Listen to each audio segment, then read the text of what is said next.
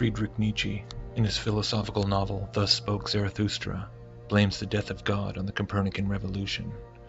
As Zarathustra put it, "Where has God gone? I shall tell you. We have killed him, you and I. We are his murderers. But how have we done this? What did we do when we unchained the earth from its sun? Whither is it moving now? Whither are we moving now? Away from all suns? Are we not perpetually falling? Backward, sideward, forward, in all directions? Is there any up or down left?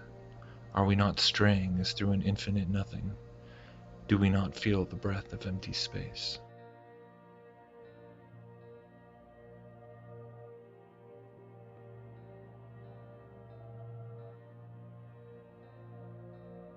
Historian Herbert Butterfield, in The Origins of Modern Science, indicates that the Copernican revolution, quote, "outshines everything since the rise of Christianity and reduces the Renaissance and Reformation to the rank of mere episodes, mere internal displacements, within the system of medieval Christendom, while transforming the whole diagram of the physical universe and the very texture of human life itself. It looms so large as the real origin of both the modern world and of the modern mentality, that our customary periodization of European history has become an anachronism and an encumbrance." The true spark which ignited this Copernican revolution was the introduction and adoption of the so-called Copernican principle, named after Nicholas Copernicus. This principle is openly admitted to being defined as a, quote, "working assumption that arises from a modified cosmological extension of Copernicus's heliocentric universe." Under the modified Copernican principle, neither the Sun nor the Earth are in a central, specially favored position in the universe. In some sense, it is equivalent to the mediocrity principle. More recently, the principle has been generalized to the relativistic concept that humans are not privileged observers of the universe.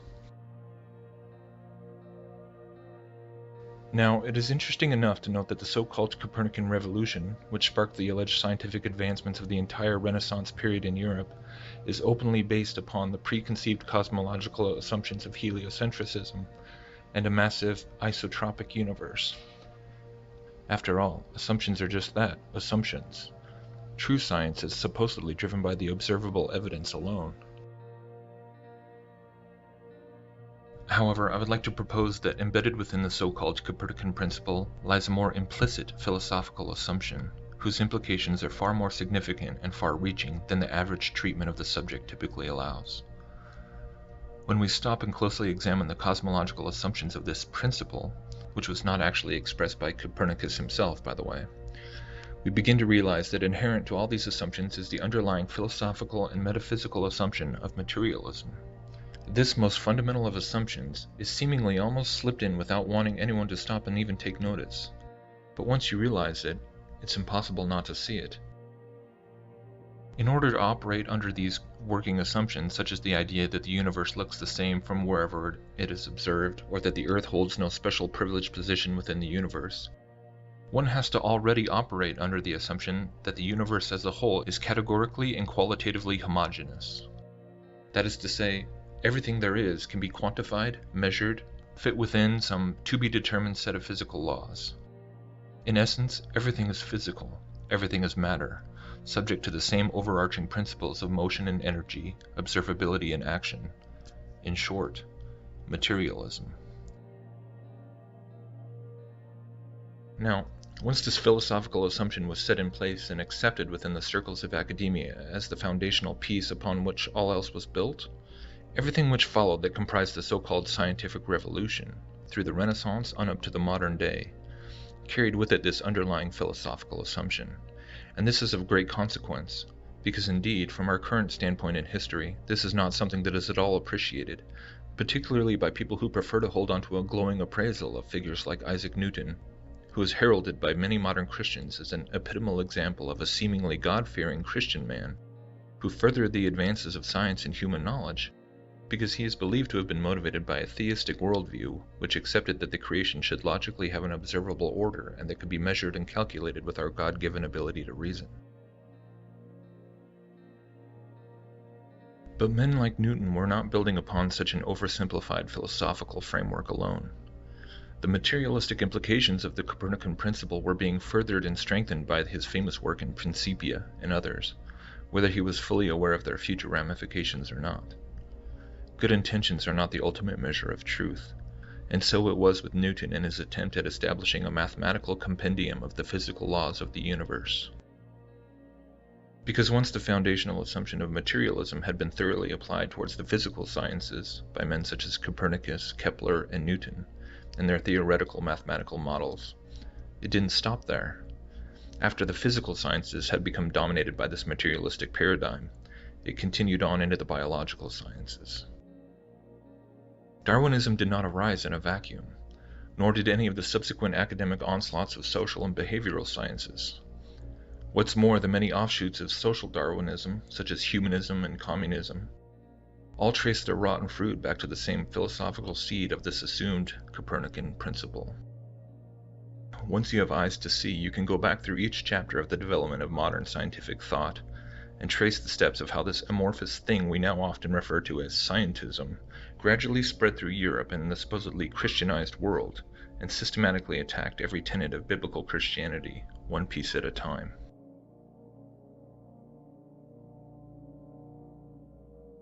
Like a Trojan horse, the Copernican revolution actually served to inject the precepts of evolution and scientific materialism into cultures which didn't seem to realize where it would all eventually lead. But what's even more amazing is that today in our modern information age, with all the historical resources at our disposal, we seem to appreciate the centuries-long agenda of spiritual subterfuge even less.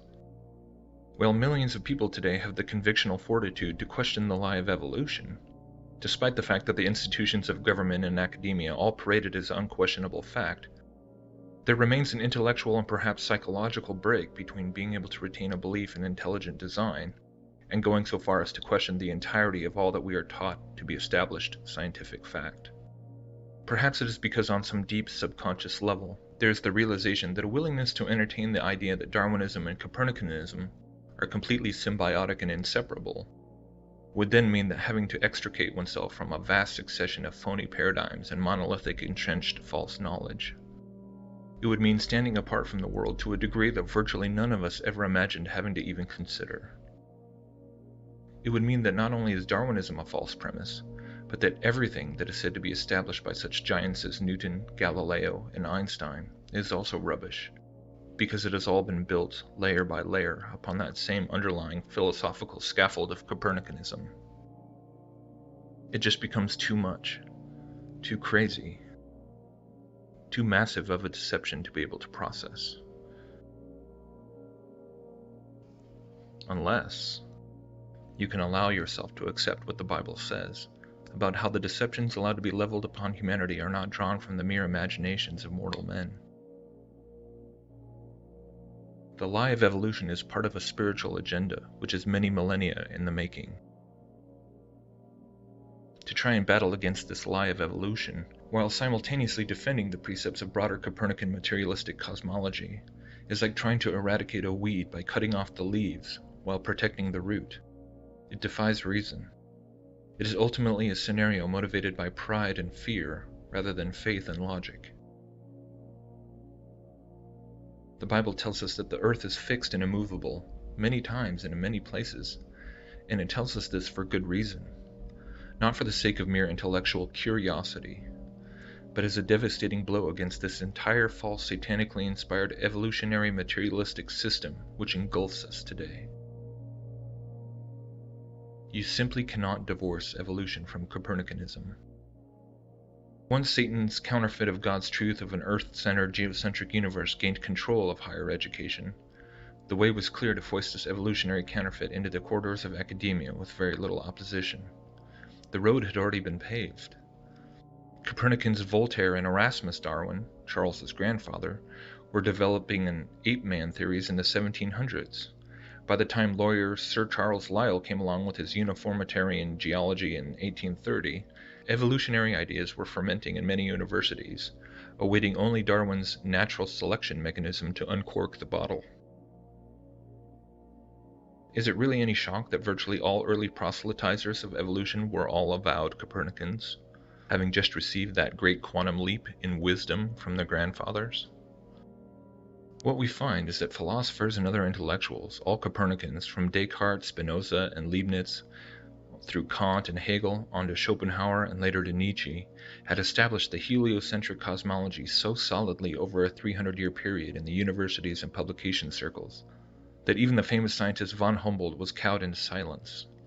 Just before Darwin's book came out in 1859, Humboldt said, "I have known too for a long time that we have no arguments for the Copernican system." Still, fear of a scorn of a thoughtless multitude prevented him from saying anything. Thus, secure from any credible attack on their Copernican science, the Darwinian science offensive could then link hands with the established scientific truth of a rotating, orbiting Earth and forge boldly ahead towards the goal of pushing the Bible completely off the stage as a repository of truth. Ernst Haeckel was a powerful force in the establishment of Darwinism. Ernst Haeckel wedded the idea of classical physics, Copernicanism, with the new Darwinian history of nature to form a comprehensive, materialistic cosmology, or anti-theology. This very comprehensive materialist cosmology is what we are up against today, and excepting a handful, most of us don't even realize this. Evolutionism does not stand alone as a Bible-wrecking, contra-scientific deception. No. Evolutionism is historically, philosophically, scientifically, and spiritually wedded to a previously conceived Bible-wrecking contra-scientific deception called Copernicanism.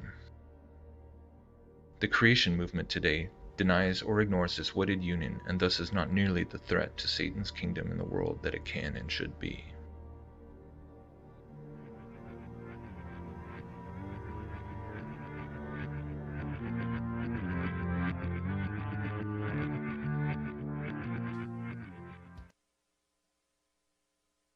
If I say that the world is round and someone else says it's flat,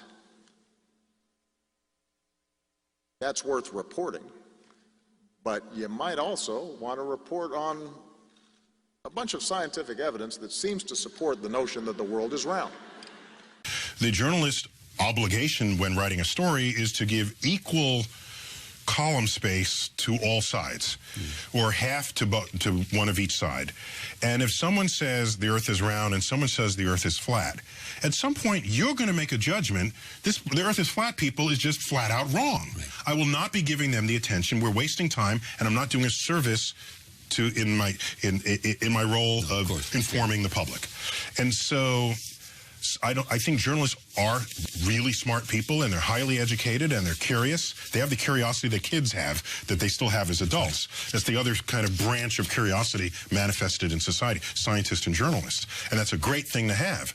But at some point, invest your brain energy to recognize when something is fringe. I'm sorry to have to tell you this, but you are a journalist. You are a journalist. No, you don't have to apologize. No, I'm not apologizing. I host a talk show, so I can't say I'm not a journalist.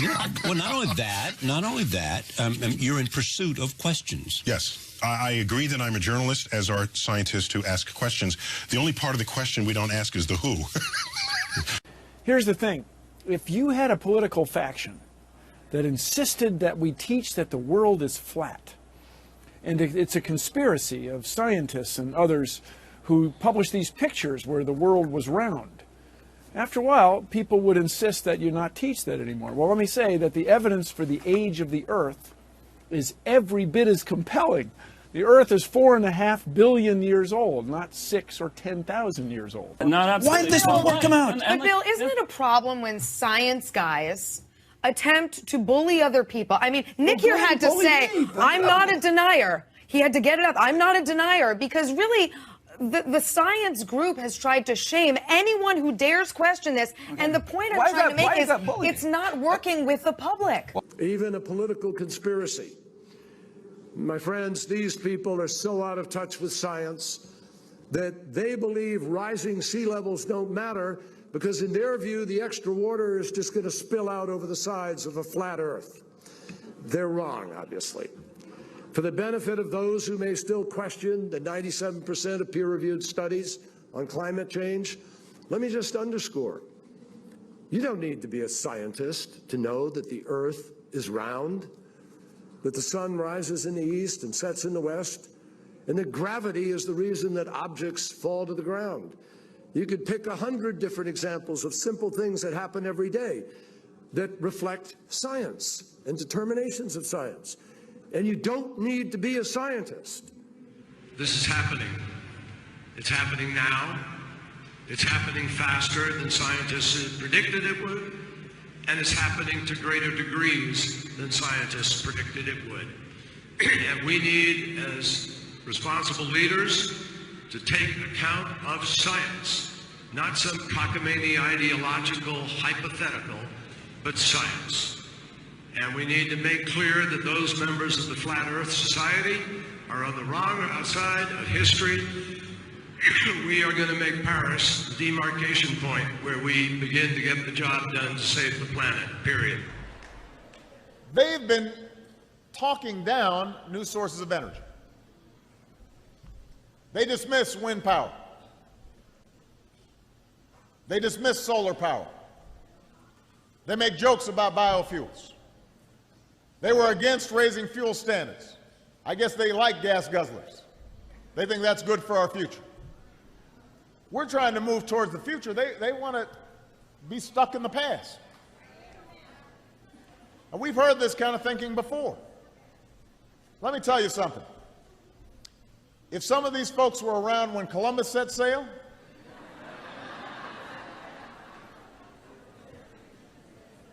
they must have been founding members of the Flat Earth Society. They would not have believed that the world was round.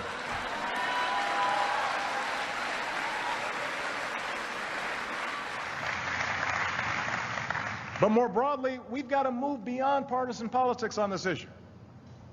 I want to be clear. I am willing to work with anybody. Republicans, Democrats, Independents, Libertarians, Greens, anybody to combat this threat on behalf of our kids. I'm open to all sorts of new ideas, maybe better ideas, to make sure that we deal with climate change in a way that promotes jobs and growth. Nobody has a monopoly on what is a very hard problem, but I don't have much patience for anyone who denies that this challenge is real. We don't have time for a meeting of the Flat Earth Society. Is the Earth flat or round? It's round. Okay, now let's see. How do we go about proving that? Go to the seashore. Go to a seashore. Watch as ships sail away. They don't disappear all at once. No, first, the bottom will disappear. See, the bottom of the ship is gone. Now we can see midway up, and then the whole thing disappears. Now, ships came back. They didn't fall off the table. So people realized that the world is curved. I mean, it's a big curve, but it's curved. So, the process of testing claims, the world is flat, the world is round, is what we call science. Now, if you have a claim that can't be tested, that's what we call pseudoscience. Extraordinary claims require extraordinary proof. Extraordinary claims require extraordinary proof. Boats don't disappear over the curvature of the horizon. Boats disappear due to perspective. All you have to do is go to the beach, watch a boat disappear from your eye, and then whip out your telescope, your binoculars, or your high-powered zoom on your camera, and you can pull the entire boat right back into view. Whole mass and all. Yeah, that's right. You think the boat disappeared?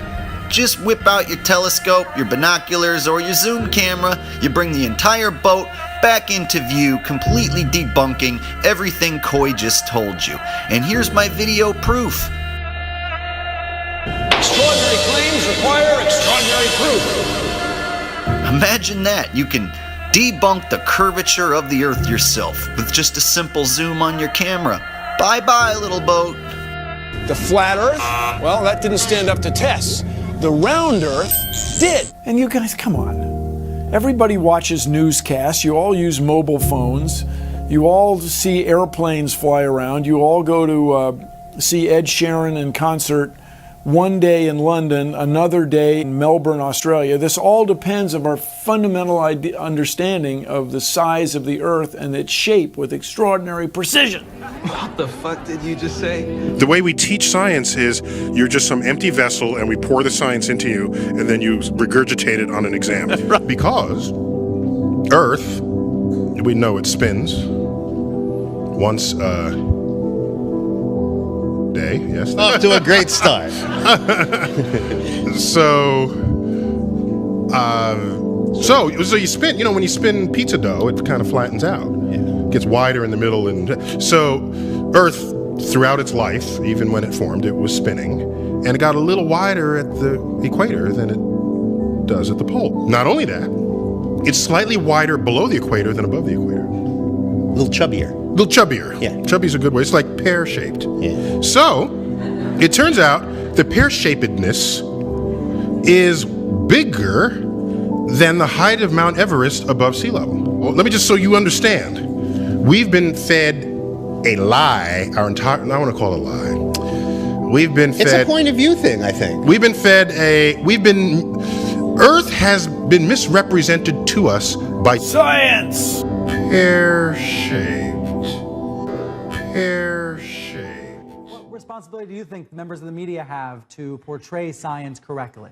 Yeah, I think the media has to sort of come out of this ethos that I think was in principle a good one, but it doesn't really apply in science. The ethos was whatever story you give, you have to give the opposing view, and then you could be viewed as balanced. In the clip that you showed of the president, you don't talk about the spherical Earth with NASA in it and then say, oh, now let's give equal time to the flat earthers.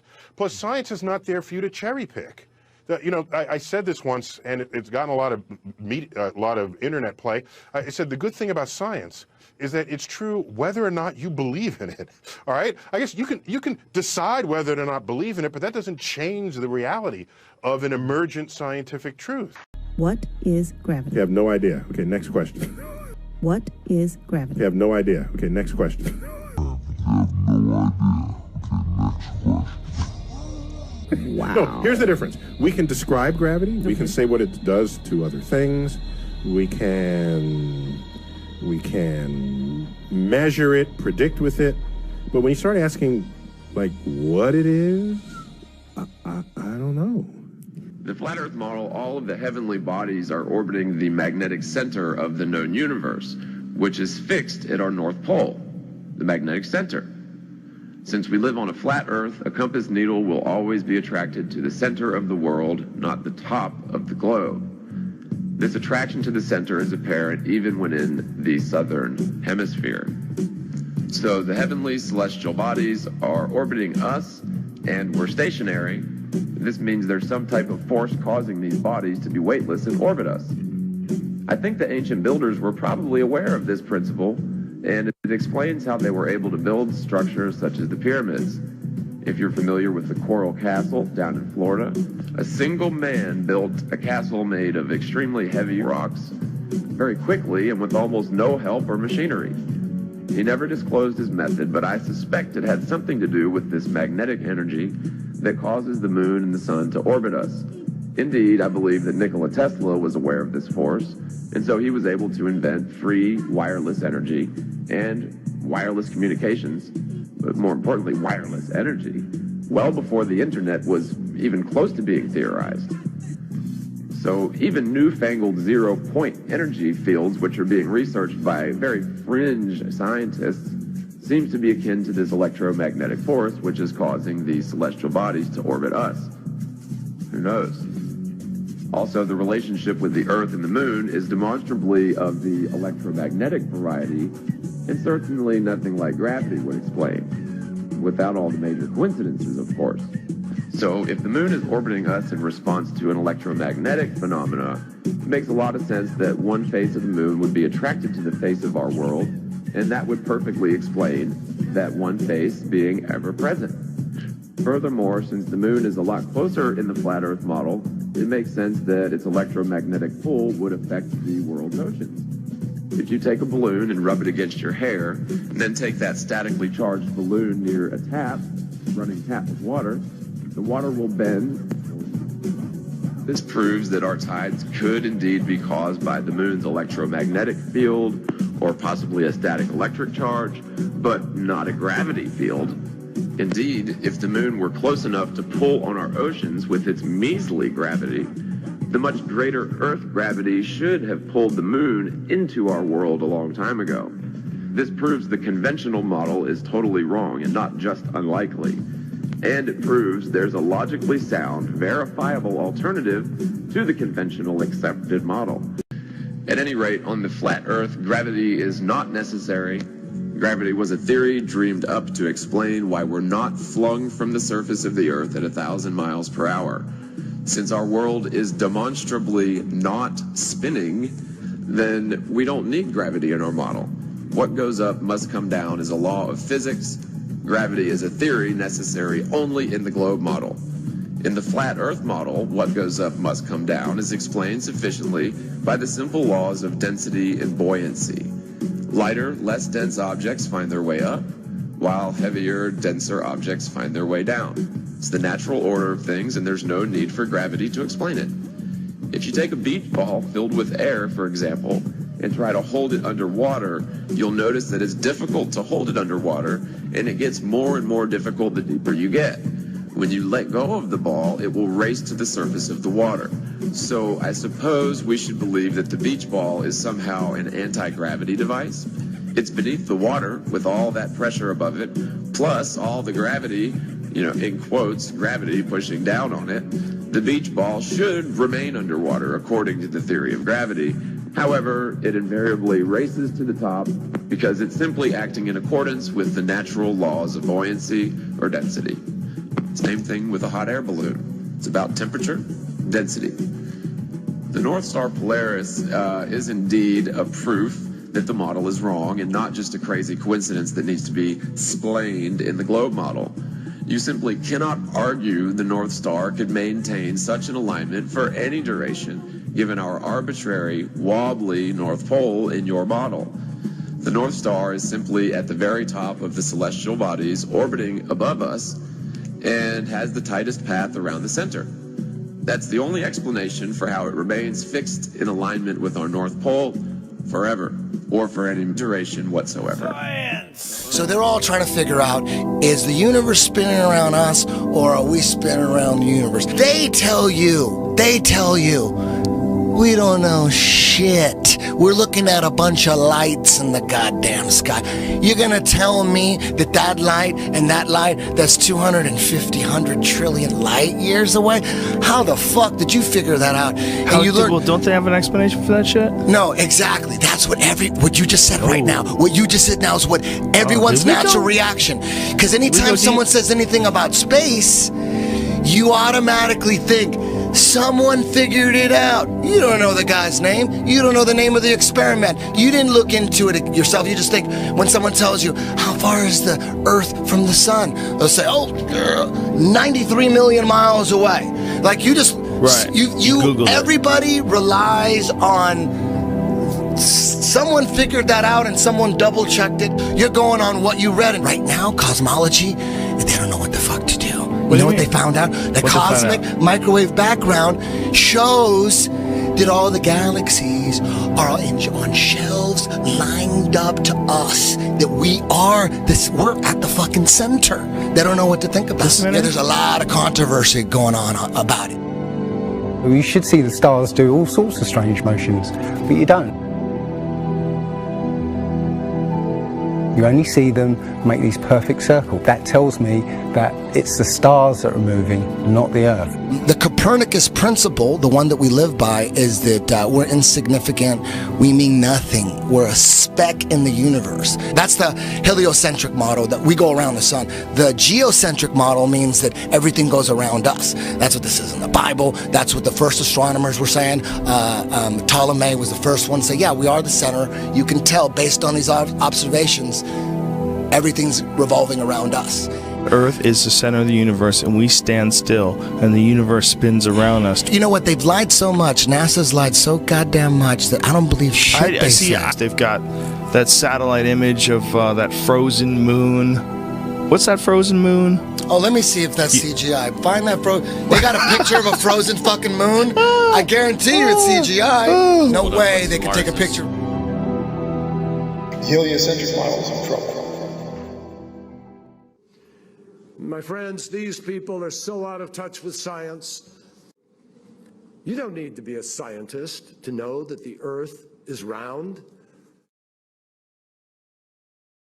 The mainstream media is owned by only a handful of megacorporations with vested interests. But on the other hand, the internet is an interconnected network of billions of sources. So you can research information for yourself.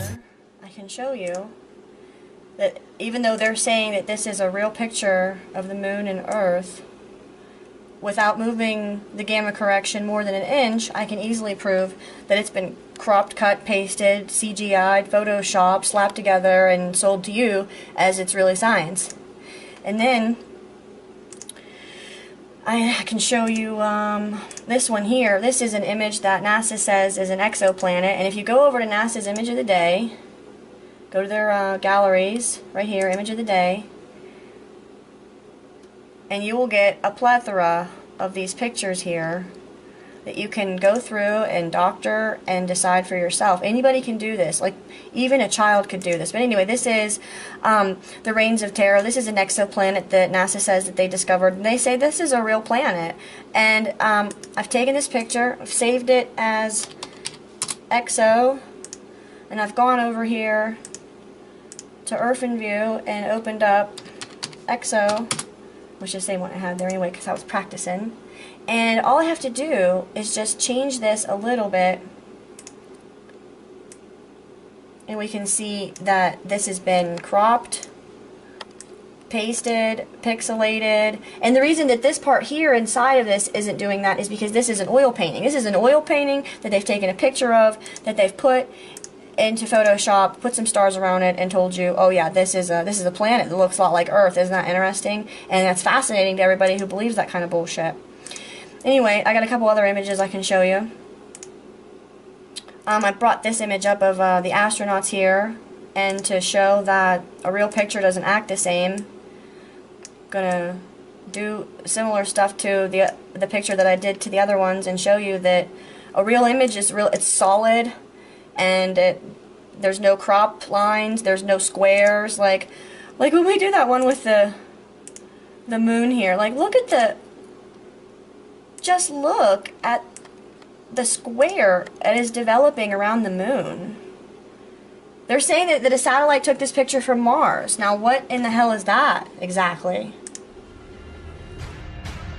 Now how come in all these ball pictures, man, you can see all the continents pretty much, and there's just a little bit of clouds here and there. Man, it's like some of these pictures, like there's some where they show the Earth at night and you can see all the lights and stuff. It's like, you're telling me the entire continent didn't have clouds? The entire fucking continent, like you can see Africa and all these lights and all this stuff. Like, you know, if you turn on your porch light, I guess you can see it from space, apparently. And it's like there's no clouds in some of these pictures. And they spelled out the word sex, right, recently, probably a few months ago in one of the clouds. But, you know, if they do their research, they say, well, those are composites. And I said, well, how come they copy and paste the clouds on some of these?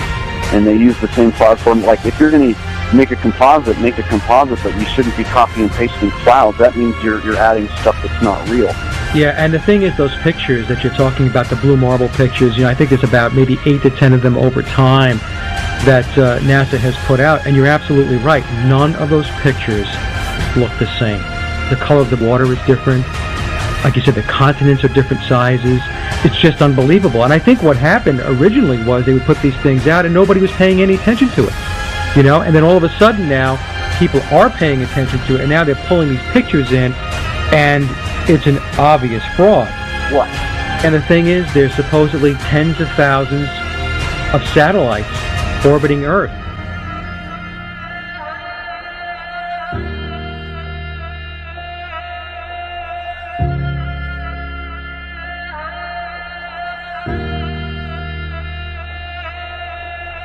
We can't get any close-ups of Earth. We can't get a view of Australia with the buildings upside down.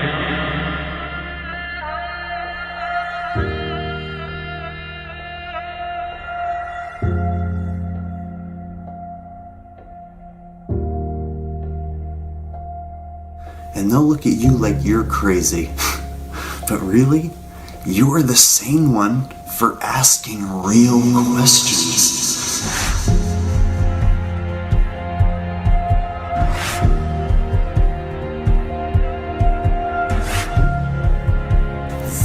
fucking idiots for just repeating school book bullshit. That's how it works. I was taught school book bullshit in public school, and somehow I was able to break free and free my mind. You know how I did it? I watched NASA rockets explode a bunch of times.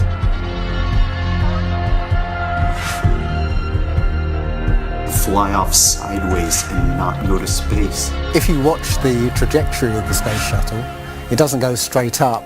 It always goes in a curve and out to sea.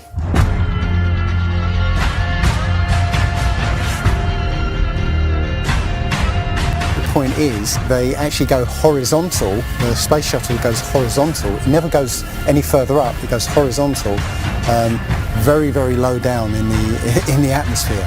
You know, it's still in the atmosphere while it's horizontal, so it never gets any higher. And it goes out of sight, not because it goes too high, because it goes too far downrange. And they have a plane that's mocked up to look like a space shuttle, it's a jet-powered aircraft. That's it. It's not a glider. It's an aircraft. And that's what they're fooling us, taking billions of dollars in and giving us images and fake planes for that 10 billion, you know, however many billions of dollars it is. What goes up must come down, and literally we have not ever seen anything that has ever gone up and not come down. We don't have time for a meeting of the Flat Earth Society.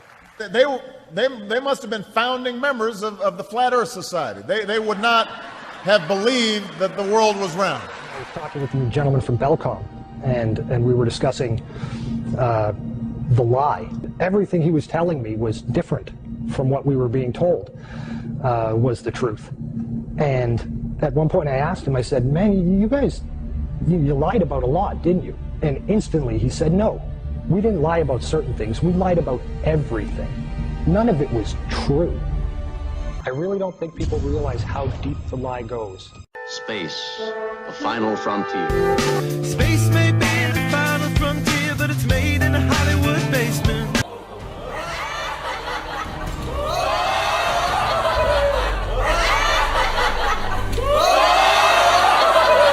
The world is round. What? You know how everybody believes the world is flat, like a pancake? Well, they're all wrong. The world is actually round, like an orange. The world is an orange. And? And? Well, that's it. It's a great idea. It's one of my best ones. Yeah, but what kind of orange? Is it a navel or a juicer? What? Look, just sleep on it. In the morning, the idea will come to you again, and you won't even remember where you got it. Get it? Got it. Good. I must say, I really thought you'd catch on to this a little quicker, Copernicus. What? My name's not Copernicus. I'm Charlene Sinclair. You're not Copernicus? This isn't 16th century Poland? Oh boy, I screwed up. How do you brainwash? You repeat the same thing over and over again. You know, if somebody's resisting the concept, if you keep fucking repeating it, they'll incorporate it in their brain. Since you were a kid, you've seen this image. But you've never seen it from that point of view. But your brain has three-dimensionalized. Oh yeah, that's the Earth. How? Through repetition. Well, let's just all get on our hands and knees and wait for a scientist or an astronaut to come along, or Neil deGrasse Tyson to come along and bestow upon us their knowledge. Now, as you can see, this is the evolution meter, and I've put God, the creator of everything, on the right side, and evolution on the left. I won't change my mind, because I don't have to, because I'm an American. I'm dug in, and I'll never change. Mac, look, you're wasting our time. You're not going to get us to not believe in evolution. And why is that? Because the smartest scientists in the entire world all agree that it's real. I'm glad you brought that up. Mr. Reynolds, these were all the smartest scientists. Only problem is, they kept being wrong! Oh, this is insane, you fool! I'm a fool because I have more faith in the saints that wrote the Bible? Yeah, because you just read the words of a bunch of guys that you never met, and you just take it on faith that everything they wrote was true. And what makes you think what your scientists are writing is any more truer than my saints? Because there are volumes of proven data, numbers, figures. Have you poured through the data yourself? The numbers, the figures? Well, no. No. Oh, interesting. So let me get this straight, Mr. Reynolds. You get your information from a book written by men you've never met. And you take their words as truth, based on a willingness to believe, a desire to accept, a leap of, dare I say it, faith? Come on. Look, I mean, I don't even know how I'm supposed to respond to that. Like, come on. I rest my case. Matter tells space how to curve. Space tell... Did I get that right? Everyone knows, like, if you're in sunlight, it's colder in the shade, right? So if it's 100 degrees in the sun, it's 90 degrees in the shade. You go to the moonlight, like especially in a full moon, especially if it's high in the sky, the moon is its own independent object. It is not reflecting the sun rays. The sun is its own object. Also, about the same size, which is, again, coincidentally, why the moon fits so perfectly in front of the sun during an eclipse. We always thought it was coincidence that even though it was 400 times farther away, that it was also exactly 400 times less diameter, which is why it fits. And the other weird thing about the moon, which everyone thinks, oh, it's just a coincidence, is that we never see the other side of it. It's constantly perfectly rotating, so we only see one side of the moon. Exactly one side. It's not like we have like a quarter of a degree every 5 years or half a degree here and there. It's always the same side. There are no coincidences when it comes to this system. It was deliberately built, but I think it was deliberately built to be detected. And I think we were naturally supposed to figure this thing out maybe as late as the 1970s, but the government figured it out first, and they have been spending a heck of a lot of money trying to keep it a secret.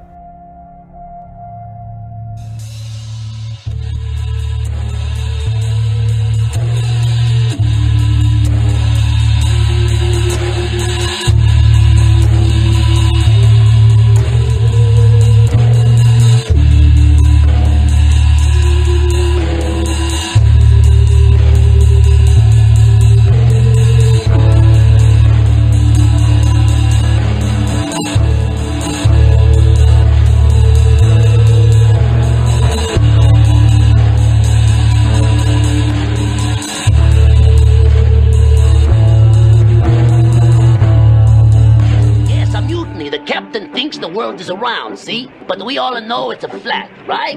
Of course it's flat. Sure, I know the world is flat. Well, so do I. Everybody knows that. Good. The same phenomenon Eratosthenes measured could be explained by a flat Earth if the sun were only a few thousand miles away and 32 miles across. The math would work out the same. The tree grew and became strong, and it reached to heaven, and it was visible to the ends of the whole earth. Daniel 4:11.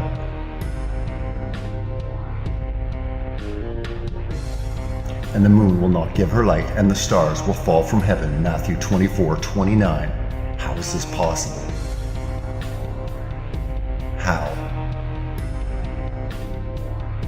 Behold, he is coming with the clouds, and every eye will see him. Revelations 1:7.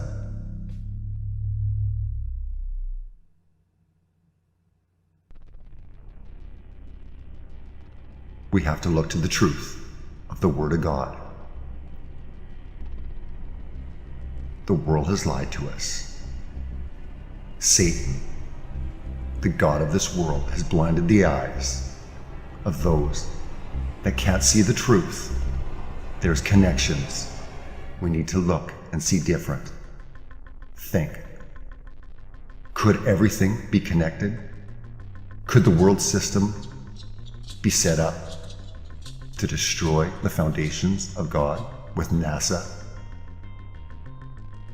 With science? Right from the beginning, the foundations of God's Word have been tampered with, have been distorted. Satan is the god of this world, and he's distorting everything with his agencies set up to deceive us.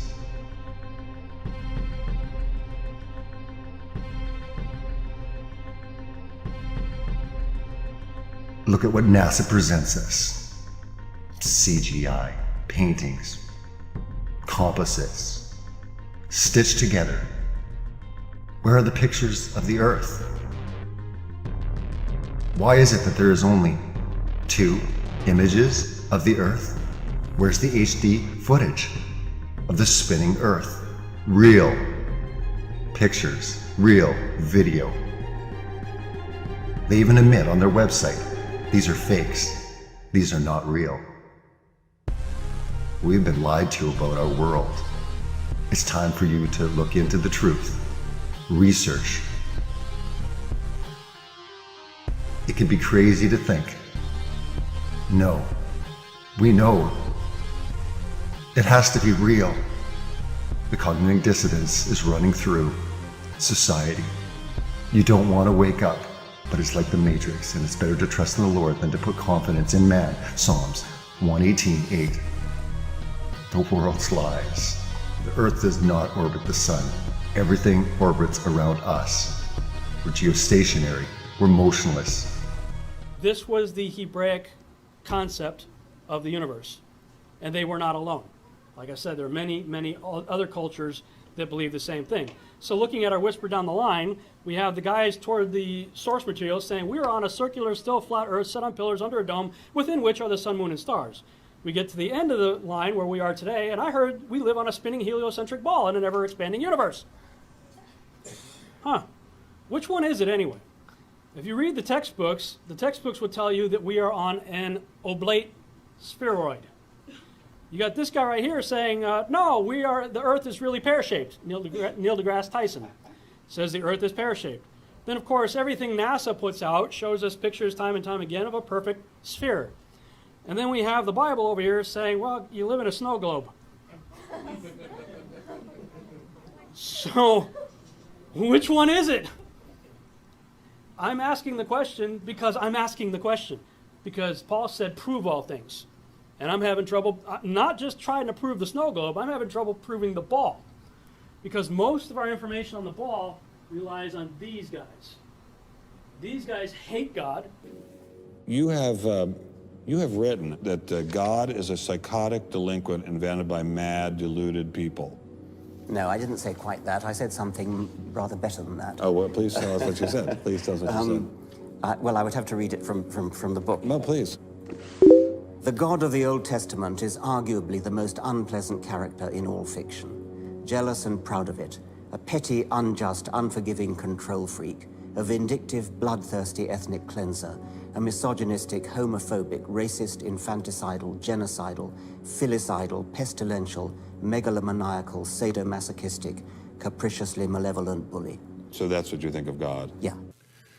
To the editor, people cited violation of the First Amendment when a New Jersey school teacher asserted that evolution and the Big Bang are not scientific and that Noah's Ark carried dinosaurs. The case is not about the need to separate church and state. It's about the need to separate ignorant, scientifically illiterate people from the ranks of teachers.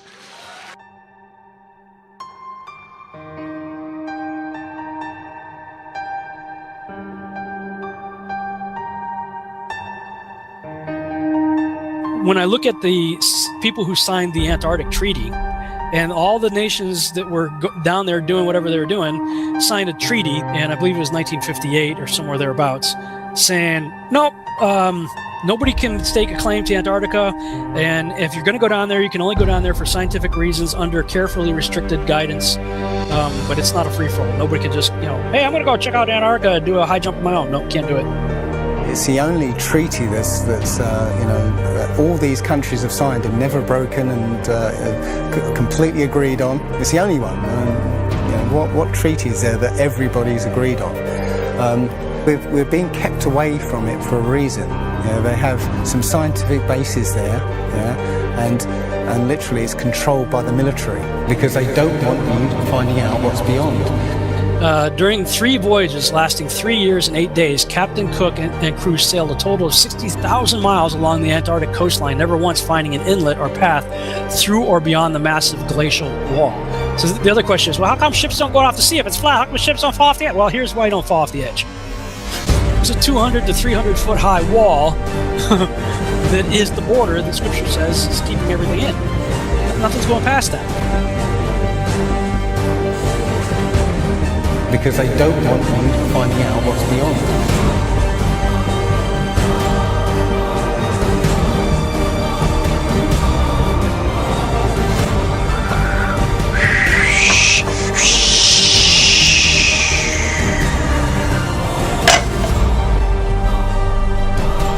Personally, I think the unconquered south face is the only one worth scaling.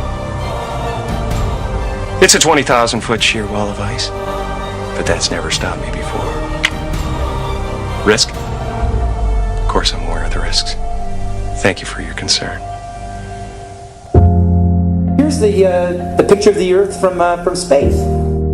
There it is. Since you were a kid, you've seen this image. But you've never seen it from that point of view. You've never seen that with your eyes from that scale of a model, that point of view, from outside of the planet's surface. Well, here's the first image that sold the whole thing. 1482. This is when they came up with this idea. We are on that thing. It's a ball. Hey, we should go to the North and the South Pole. We didn't do it yet. It's a fucking ball. Hey, nobody's even jumped up high enough to see if it is a ball. You can't do that. We don't have planes yet. It's a ball. You know what? We adopted this whole model 400 or 500 years before the airplane. 400 years before the airplane, pretty much. It was beginning of the 1900s. They went to the North Pole in the 1900s. This is 1482. Nobody went to the top of the globe, to the bottom, or flew up, or built a skyscraper. It's funny that we said that this is what we're in right now. This is what we're on before any instrument approved. This is the first time we actually had an instrument of flight to actually go high enough to actually fucking check out if what we agreed to 500 years ago was real. So if they were wrong after 500 years, the question is, would they tell you?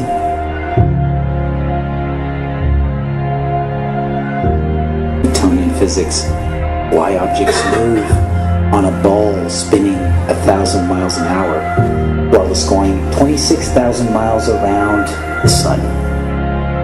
Basically the model we accepted right now. The sailor thinks that he's traveling around the Earth this way, when in effect he's traveling around the Earth this way. They began flying it around the world, from Abu Dhabi last year, with stops in India and China, then across the vast Pacific. Does running around your neighborhood prove that the neighborhood is round? I was an airline pilot for Delta for 26 years. A pilot's primary flight instrument is his artificial horizon, which he has to be maintained level to keep from climbing and descending. From a cockpit, weather permitting, I could see hundreds of miles in all directions, viewing cities connected by roads across the flat plain as far as the eye could see.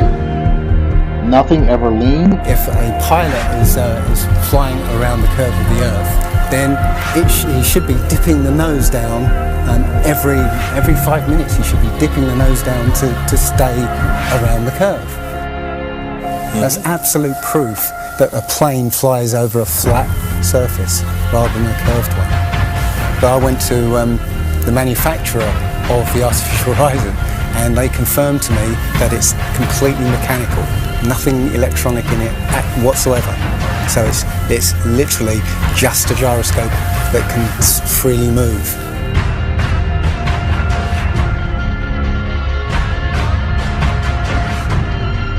That right there is proof to me that planes fly over a plane. Why have they done this? What's the point of this grand deception? I think Eric Dubay explains it best. People are always asking, why do they do this? I mean, this is I mean, other than the obvious profit margin motive, NASA being the biggest black budget black hole in existence, sucking in over $30 billion taxpayer money for the fake moon landings alone. Nowadays, hundreds of billions of dollars, and not just NASA, but RASA and all the other fake space organizations around the world, giving CGI images for hundreds of billions of dollars. You want to put something in context. If you want to do something with $3.5 trillion, you can do whatever you want. Whatever you judge to be important to the profile of the nation that you are trying to just build and to sustain. So by surreptitiously indoctrinating us into their scientific materialist sun worship, not only do we lose faith in anything beyond the material, we gain absolute faith in materiality, superficiality, status, selfishness, hedonism, and consumerism. If there's no God and everyone's just an accident, then all that really matters is me, me, me. So they've turned Madonna, the mother of God, into the material girl living in a material world. It's all about making us feel nothing, so that we can be used.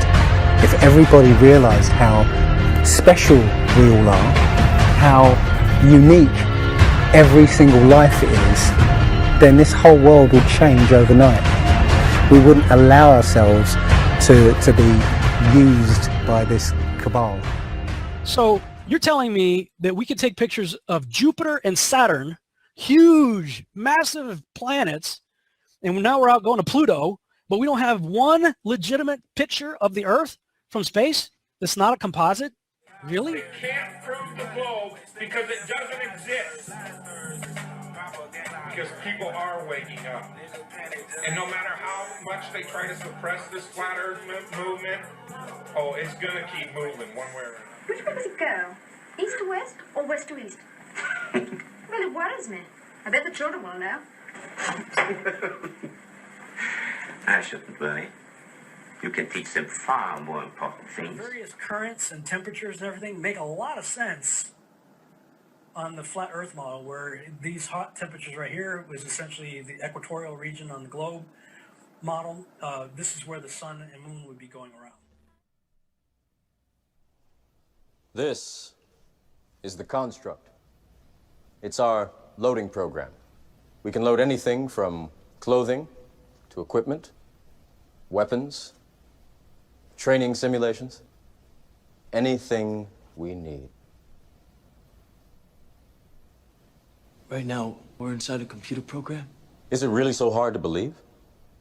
Your clothes are different, the plugs in your arms and head are gone. Your hair has changed. Your appearance now is what we call residual self-image. It is the mental projection of your digital self. This isn't real. What is real? How do you define real? If you're talking about what you can feel, what you can smell, what you can taste and see, then real is simply electrical signals interpreted by your brain. This is the world that you know. The world as it was at the end of the 20th century. It exists now only as part of a neural interactive simulation that we call the Matrix. You've been living in a dream world, Neo. This is the world as it exists today.